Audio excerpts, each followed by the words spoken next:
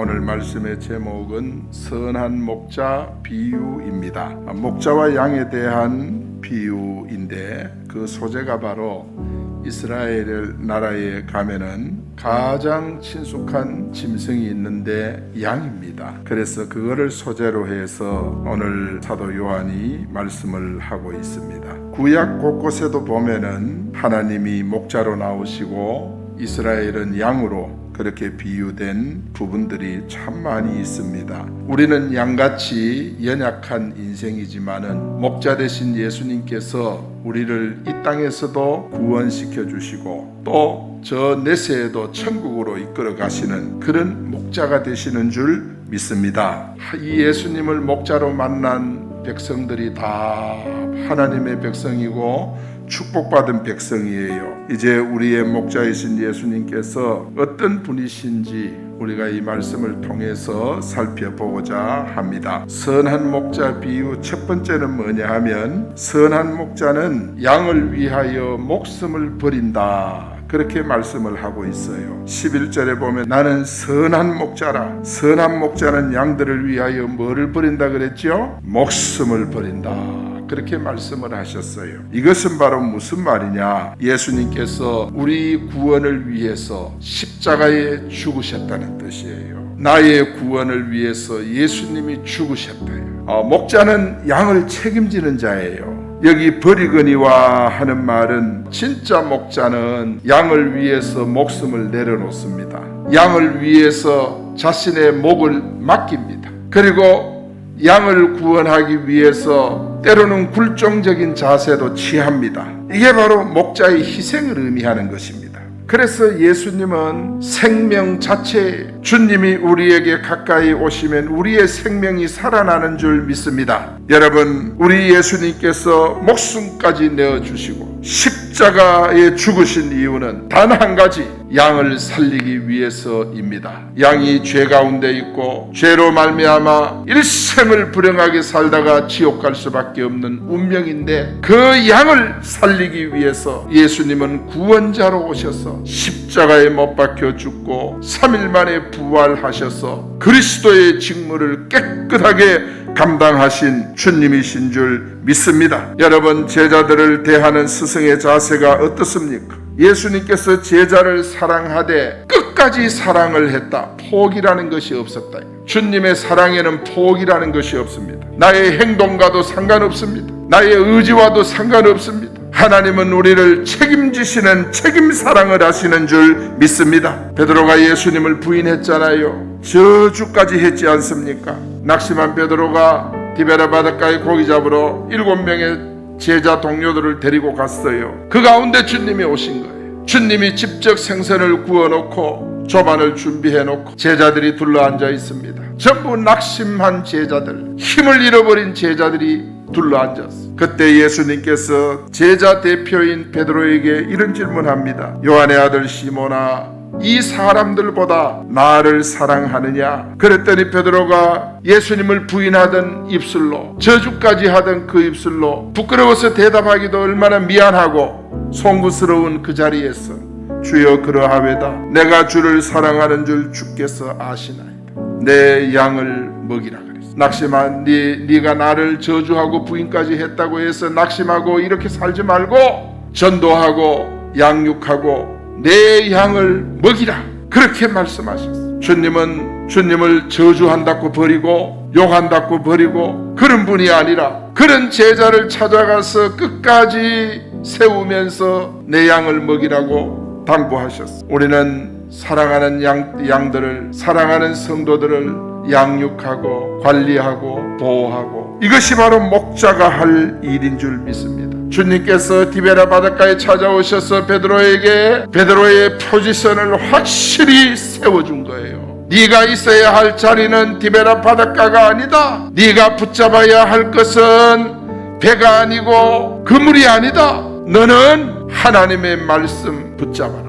말씀을 잡고 일을 해라. 우리 예수님께서 제자들을 이렇게 한결같이 끊임없이 돌아보시고 죽기까지 제자들을 위해 희생하신 거예요. 예수님은 사람을 구원하기 위해 십자가에 죽기까지 사랑하시고, 사랑하시되 끝까지 사랑하시고 끝까지 끝까지 책임지시는 줄 믿습니다. 두 번째는 뭐냐? 삭구는 양을 버리고 도망갑니다. 12절에 보니까 삭구는 목자도 아닙니다. 양도 재앙이 아닙니다. 이리가 오는 것 보면 양을 버리고 삭구는 달아납니다. 이리가 양을 물어가고 해쳐도 방치합니다. 그가 누구냐? 삭군입니다. 예수님을 닮은 목자는 양을 위해 버리지만은 삭군은 양을 버리고 도망간다, 그 뜻입니다. 여러분, 이것은 거짓 종은 성도를 지키지 않는다, 그 말이에요. 이 달아난다고 하는 것은 탈출한다는 뜻이거든요. 이리가 오고 곰이 오고 사자가 오면 양 안 지키고 그냥 도망쳐버리는 거예요. 탈출하는 거예요. 필사적으로 그 위기를 빠져나가려고 합니다. 그리고 도망치는 것입니다. 여러분, 그렇습니다. 영적으로도 교회가 위기가 닥치면 거짓 목자들, 거짓 신앙인들이 다 그와 같이 행합니다. 도망을 쳐버려요. 교회도 위기 닥쳐보세요. 정말 생명을 내놓고 교회를 지킬 사람들이 그렇게 많지 않다. 그러나 참 목자는 달라요. 참 목자는 예수님처럼 어떤 위기를 당하든 자기 자리를 지키면서 맹수와 싸우고 양들을 지키고 끝까지 보호하고, 오늘 우리는 정말 스가랴서를 보면은요, 거짓 목자들의 모습이 거기에 낱낱이 기록이 되어 있어요. 거기 보면은요, 없어진 양들이요, 없어진 자가 있어요. 양들이 어려움을 당하는데 없어진 자, 마음에도 안 두고 흩어진 양들을 찾지도 않고 상한 양들을 고치지도 않고 방치하는 것을 가리킵니다. 저는 여러분이 이제 내일 되면 회사도 갈 긴데 회사 주인이 되기를 바랍니다. 우리는 주인의식을 가져야 돼요. 그러면 하나님께서 여러분의 길을 인도해 주실 줄 믿습니다. 요셉의 특징은 뭐냐? 요셉도 고용된 노동자가 아니라 그는 아예 종으로 들어갔어. 고용도 아니고 종입니다. 종. 삭군도 못 돼요, 요셉은. 그런데 종으로 그는 보디발 집에 들어갔지만은 주인의식을 가진 거예요. 그러니까 보디발 집에서 얼마나 신뢰를 받은지 모릅니다. 많은 사람들이 고용된 일꾼, 삭군으로 사는 거예요. 그래서 이거는 그리스도인들에게는 절대적으로 허용돼서 안 될 마인드입니다. 삭군 마인드. 우리 그리스도인들은 어느 곳에 가든지 이 회사는 물론 사장이 있고 회장이 있지만 하나님이 이 회사의 주인이시다. 나는 주님의 종이다. 주님의 노예로 내가 이곳에 온 것이다. 내가 봉급받기 위해 온 것이 아니라 주님의 노예로 온 것이다. 그런 정신과 마인드로 우리가 주의 일을 감당할 때 하나님께서 우리에게 큰 배경이 되어주시고 은혜로 채워주시는 줄 믿습니다. 이것이 바로 성경의 노동관인 것입니다. 여러분, 사기꾼은 어떻습니까?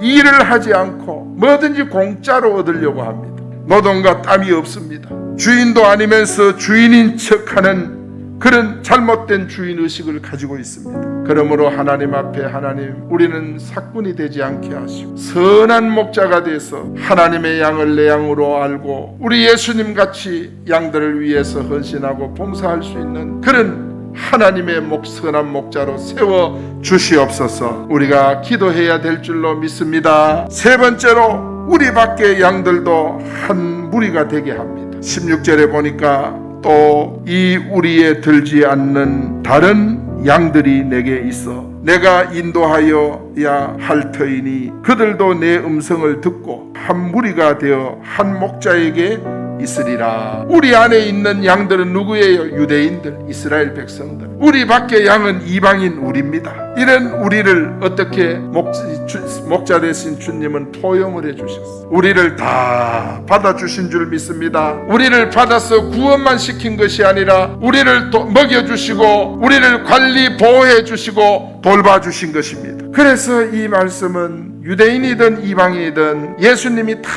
돌보고 계신다는 사실을 우리에게 말씀합니다. 여러분, 우리 예수님의 족보, 예수님의 출생 모습을 우리가 보면요, 예수님의 이름의 뜻은 뭡니까? 자기 백성을 저희 죄에서 구원한다는 뜻이거든요. 그래서 성리 마태복음 1장에 보면 예수님의 족보 이야기가 42대에 걸쳐 나와요. 거기 보면은 세 단락으로 나누어졌어요. 첫째는 뭐냐? 아브라함과 다윗까지 한 단락. 두 번째 단락은 다윗부터 바벨론 이거까지, 바벨론으로 포로돼 가는 거기까지. 거기 두 번째. 그리고 세 번째는 뭐냐? 바벨론에서 이거 해서 예수님이 이 땅에 초림하실 때까지, 그때까지가 14대. 이렇게 세 단락으로 나누어 놓은 것입니다. 유다가 멸망이 될 때 이스라엘의 똑똑한 청년들이 잡혀가지고 바벨론으로 다 끌려갑니다. 그때부터 전 세계로 유대인이 다 흩어졌어요. 이 유대인들은요 2000년 넘는 동안 나라 없이 디아스포라로 전 세계에 방황하고 흩어져 살았던 저들입니다. 하나님께서 그들을 통해서 뭐를 이루셨습니까?